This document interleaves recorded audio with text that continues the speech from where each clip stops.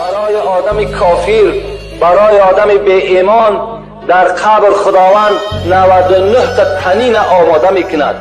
اتدرون ما التنین؟ باز پیغمبر سوال کردند آیا اصحاب من تنین میدانین چی هست؟ صحابه باز گفتند تنین ما نمیدانیم پیغمبر، تنین چیست؟ رسول الله گفتند 99 مار است. تنین این مار را میگویند گفت پیغمبر خدا که 99 مار در داخل قبر او جایگیر کرده می شود و هر یک مار رسول الله گفتند، من دیگر متن حدیث به شما میخوانم، هر یک مار رسول اکرم گفت که همین 99 ماری که در داخل قبر شما هست هر کدام او باز صاحب 9 سر هستند.